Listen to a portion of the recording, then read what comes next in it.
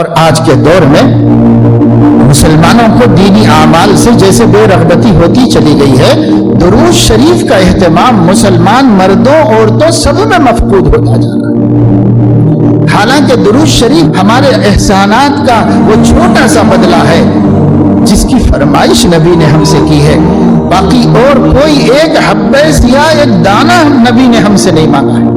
ما اسألکم علیہ من اجر ان اجری الا علی رب العالمین، لوگوں یہ جو قربانیاں دے رہا ہوں تمہاری ہدایت کے واسطے، تم سے کچھ بدلہ نہیں چاہتا، میرا بدلہ رب العالمین کے ذمہ ہے، انہی سے لوں گا، تم سے کچھ بھی نہیں لوں گا میں۔ لیکن ایک ہم سے مطالبہ اس فرمائش کی، وہ فرمائش یہ ہے، در تم لوگ جب بھی میں یاد آ جاؤں درود شریف پڑھ لیا کرو، میرے لیے رحمت کی دعا کر لیا کرو۔ کیسی امت ہے جس کو نہ نبی یاد آتے ہیں نہ درود شریف کی توفیق ہوتی ہے؟ ذرا گریبانوں میں جھانک کے دیکھو، کل کے 24 گھنٹوں کا جائزہ لے لو، کل جمعرات کا دن صبح سے لے کے آج صبح تک ہم نے نبی پاک صلی اللہ علیہ وسلم کو کتنی دفعہ یاد کیا تھا اور درود شریف پڑھنے کی توفیق، پتہ چل جائے گا کتنے پانی میں ہیں، ادھر سے کیسی مہربانیاں اور ادھر سے کیسی بے وفائیاں ہیں، پتہ چل جائے گا۔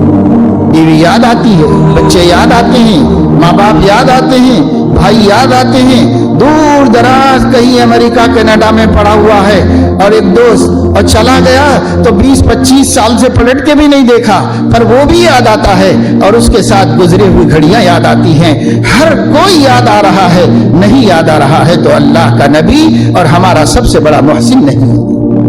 کیسے مسلمان کا دن گزر جائے اور اس کے اعمال نامے میں درود شریف نہ ہو، اور رات گزر جائے اور اس کے اعمال نامے میں درود شریف نہ ہو؟ بے وفا مسلمان ہے، بے وفا امتی ہے۔ کثرت سے درود شریف پڑھنا نبی کا ہم پر حق ہے، اس حق کو ادا کرنا چاہیے۔ صحابہ کرام رسول اللہ صلی اللہ علیہ وسلم کو یاد کرتے اور عمر بھر آپ کے لیے دعا اور درود فرماتے تھے۔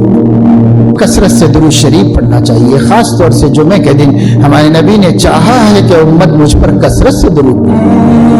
ایک دفعہ آپ نے ارشاد فرمایا، لوگوں جمعہ کا دن میرے اوپر ذرا کثرت سے درود شریف، ہمیشہ تو پڑھتے ہی رہو، تم پڑھنا ہی چاہیے، لیکن جمعہ آ جائے تو کثرت سے